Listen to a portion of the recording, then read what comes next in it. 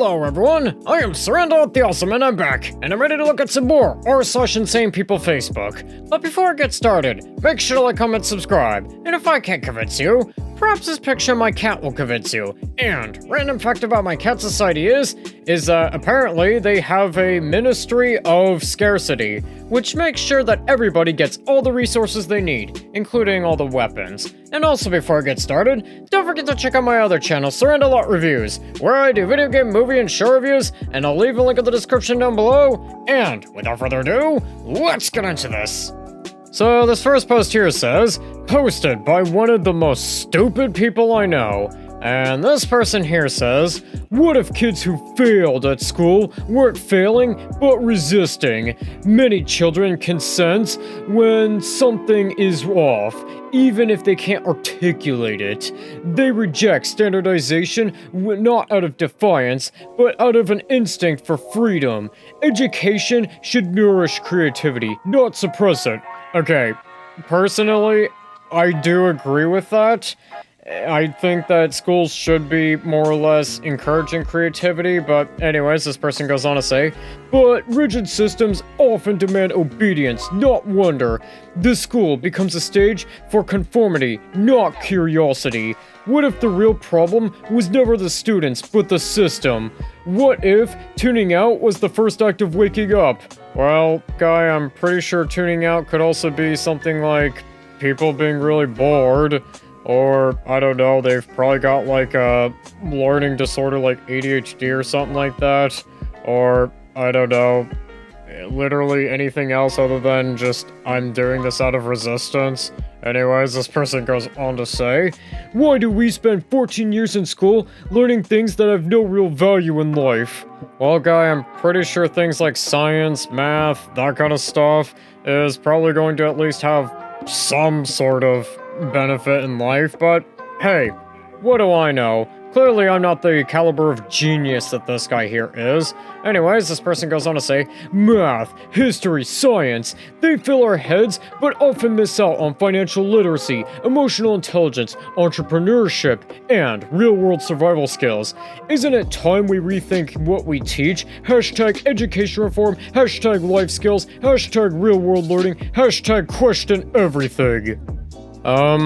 Okay, for this one, I'm gonna probably give this like a 50 out of 50. Hey guy, I'm pretty sure if I wanted to, say, learn financial literacy, I think it might be important for me to, I don't know, learn math. I think that might at least be a little bit more helpful if I want to, say, learn financial literacy, but hey, what do I know? I mean, I may not be a financial literacy genius, but I would at least think that maybe it might not be a bad idea for me to learn at least a little bit of math, and maybe reading might be a bit of an important thing for me to know how to do if I, you know, want to probably do financial literacy or entrepreneurship or, you know, any of that stuff that you just mentioned, but clearly I'm not the caliber of genius that this person obviously is. And this next post here says, source, that one guy on Rumble. And this person here says, I just watched a video by Martin Blank on Rumble, which says that there is a new study which states that people who taken the Shingrix vaccination for shingles are 15 times more likely to get shingles. Hey, I am probably going to be stating the obvious here, but, what is the source of this study? And is this study actually backed by any kind of science or the scientific method or anything like that?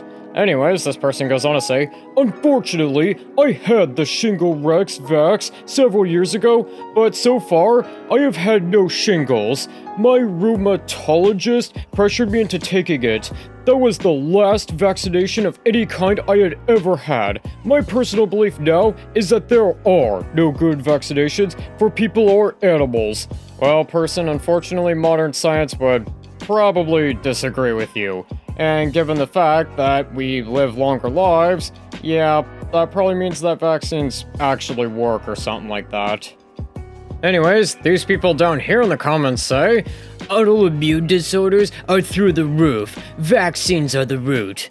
And this person here says, my hubs and I also got them a few years ago, but did not get the carrot. So far, we're good. Well, person, it sounds like, I don't know, maybe the shingles vaccine is actually working, considering the fact you haven't gotten shingles, but hey, what do I know? Anyways, this person here in the comments says, in the autumn of 2019, I observed residents of long-term care facilities suffer terribly with shingles following their flu shots.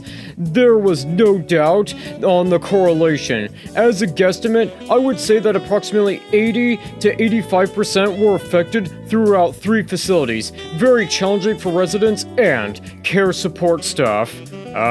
Do you want to elaborate what the long-term care facility specifically specialized in? Because, I don't know, long-term care facility probably means taking care of something like really, I don't know, probably not something an everyday hospital would take care of. Probably something like, I don't know, the elderly or the disabled or really sick or something like that. So basically people not exactly in tip-top shape or something like that. Anyways, this person here says, yep, and this person down here says, freaking Shinrex is expensive. And for these people, I'm gonna probably give them like, I don't know, probably a special out of 50. I mean, I swear, these people probably do actually want to get shingles, which, yeah, would probably be kind of the thing that you would not want if, you know, you are getting the vaccine, but hey, what do I know? Like I said, I'm obviously not the caliber of genius that these people obviously are compared to me, so hey, what would I know? And I think with that, that's gonna do it for today.